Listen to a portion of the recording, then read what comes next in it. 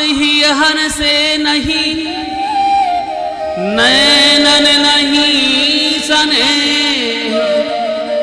तुलसी वहां न जाए, चाहे कंचन बरसत में, चाहे कंचन बरसत में। आज भोले बाबा ने कहा तो यही बात, लेकिन सती को अपने पिता से, अपनी बहनों से, अपनी माँ से मिलने की इच्छा जगी थी। आज सती महारानी नंदीश्वर पर सवार होकर के सीधा यज्ञ भवन पधारी, और जैसे महाराज यज्ञशाला पर पधारी हैं तो सबसे पहले माँ ने देखा कि मेरी छोटी वाली बेटी आ गई। 13 कन्याएं हैं, 13 बेटियां हैं, 12 बेटी, 12 दामाद तो घर में हैं। छोटे वाले दामाद, छोटा दामाद सबसे प्रिय होता है, जैसे छोटी बहू, छोटा पुत्र। तो जैसे भोले बाबा ने तो मना कर दिया, लेकिन सती महारानी जैसे पहुंची तो माँ ने देखा कि मेरी बेटी सती आ गई। माँ दौड़ करके अपनी बेटी के गले से लिपट गई। सती ने कहा, माँ मुझे ये बताओ कि ससुर दामाद के झगड़े में बेटी को क्यों छोड़ा गया? मैं तो उस यज्ञ में थी नहीं, मैं तो वहां पर उस सभा में भी नहीं थी, लेकिन मुझको क्यों त्यागा गया?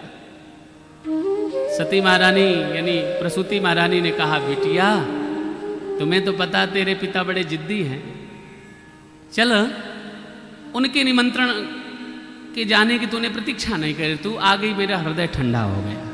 ठीक है, अब तो महाराज जैसे बहनें मिले तो भगनी मिली, बहुत मुस्कुराता। बहनें मुस्कुरा रही, इठला रही और कहती, अरे सती सुन, मैंने सुना है कि तुम्हारे घर में पिताजी ने न्योता नहीं भेजा, निमंत्रण नहीं भेजा। सती महारानी ने बिल्कुल अवाक हो गई, क्योंकि ये भोले बाबा के एक एक शब्द स्पर्श कर रहे हैं कानों में कि अरे देवी, अनाहुतम, बिना बुलाए जाने में सम्मान नहीं होगा।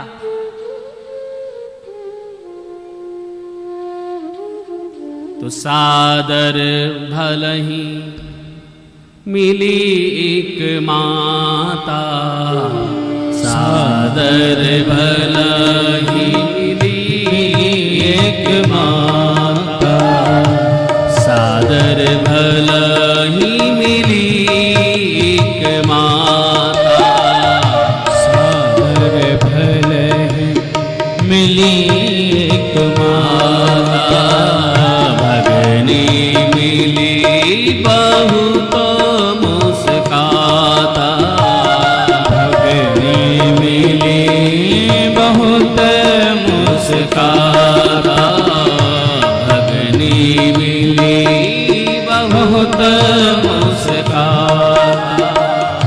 भगनी मिली बहुत मुस्काता। बहनें इठला रही हैं, ऐसी ऐसी बात कह देती हैं, दिल को छू जाती है।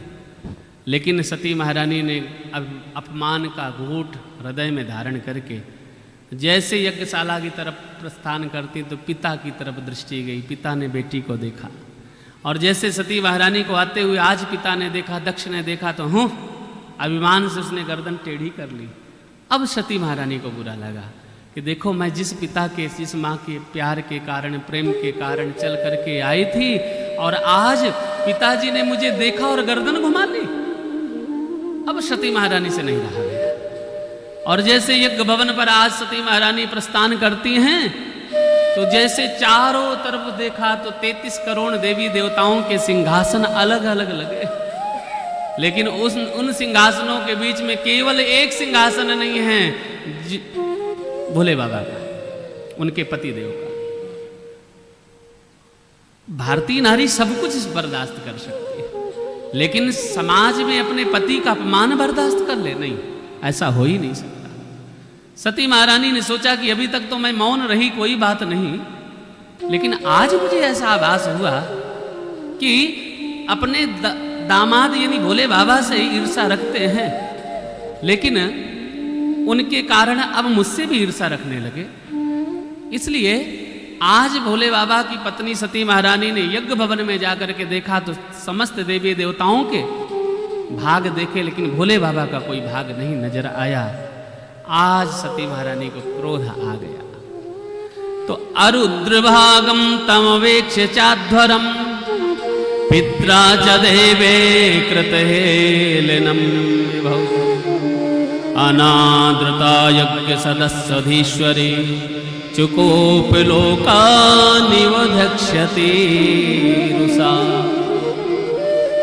आज भोले बाबा की पत्नी सती महारानी ने देखा कि समस्त देवताओं के भाग है, लेकिन अरुद्र भागम तमवेक्ष चाध्वरम, हमें लगता कि भोले बाबा का सम्मान इन्होंने हृदय से निकाल दिया और मेरे पति का कहीं पर कोई सिंहासन में स्थान नहीं। और सती महारानी को क्रोध आया, और जैसे क्रोध आया तो बोले, हे मूर्ख दक्ष, हे मूर्ख, मैं पिता पिता कहती कहती आपके प्रेम के कारण अपने पति के वचनों को भी त्याग करके मैं चली आई मिलने, और तुमने मेरा अपमान किया। कोई बात नहीं, लेकिन भरी सभा में देवादिदेव महादेव, जिनको देव दैत्य दोनों वंदन करते हैं, ऐसे विश्वनाथ का तुमने अपमान कर दिया। इसलिए हे मूर्ख दक्ष, गोत्रत्वदीयम भगवान वृषभध्वजो सद्यः प्रवज्ज्वाल समाधि अग्निना। जब मैं वापस जाऊंगी और भोले बाबा कहेंगे आओ आओ दक्षायणी, मेरे नाम के आगे जब तुम्हारा नाम तुम्हारा गोत्र जुड़ेगा ना, तो ये कान सुन नहीं पाएंगे। इसलिए आज सती महारानी ने दक्षिण की तरफ मुख करके पैरों के अंगूठे से धरती का घर्षण किया, और जैसे घर्षण किया महाराज तो सद्यः प्रवज्ज्वाल समाधि अग्निना, और अग्नि को प्रकट करके अपने शरीर को त्याग दिया। चारों तरफ हाहाकार मच गया, हाहाकार मच गया। सती महारानी का शरीर छूट गया, देवता लोग सब डर गए, और महाराज गए थे चकाचक बफर सिस्टम में खाने के लिए, और यहाँ पर तो सब गड़बड़ हो गया। नारद जी ने कहा कि चलो भैया सबसे पहले हम ही सूचना देवें भोले बाबा को। बहुत बड़े पत्रकार हैं नारद बाबा, तो अवगम्य नारदात, भोले बाबा ने सबसे पहले सूचना भोले बाबा यानी नारद बाबा ने भोले बाबा को दिया। भवो भवान्या निधनम प्रजापतेर सत्कृतायम अवगम्य नारदा। सुखदेव जी कहते कि इन्होंने सूचना दी, बोले अवगम्य नारदात, नारद बाबा ने भोले बाबा को सूचना दी। भोले बाबा समाधि में बैठे थे, भोले बाबा के चरणों को प्रणाम किया। भोले बाबा ने कहा और नारद क्या हाल चाल है? बोले सरकार हमारे तो हाल चाल ठीक है, लेकिन तुम्हारे सब गड़बड़ हो गए। भोले बाबा ने कहा क्यों? अरे बोले बस हो गया, सब गड़बड़ हो गया। अरे बताओ तो सही। अरे बोले जैसे हम कुंवारे थे वैसे तुम कुंवारे हो गए। मतलब? अरे बोले हमारो ब्याह नाय भयो तो हम वैसे ही डोलते रह गए, और तुम्हारो ब्याह भयो तो तुम्हारी पत्नी अग्नि में। ओहो बड़ा गलत हुआ महाराज। भोले बाबा ने कहा क्या हुआ बताओ तो सही। अरे उस दक्ष ने जबरदस्ती सती महारानी का हाथ पकड़ करके और समाधि अग्नि ना, ओहो अग्नि कुंड में झोंक दिया। ऐसी लंबी हेडिंग बनाई। भोले बाबा को आज क्रोध आया, क्योंकि उस अभिमानी को अब दंड देने का समय आ गया है। यदि आज भी मैं दंड नहीं दूंगा ना, तो मुझे समाज नहीं क्षमा करेगा। इसलिए भोले बाबा ने कहा भय बिन होय न प्रीत, बिना भय की प्रीत जगती नहीं। इसलिए कई बार ज्यादा मौन रहने का मतलब आदमी कमजोर समझ लेता है, लाचार समझ लेता है।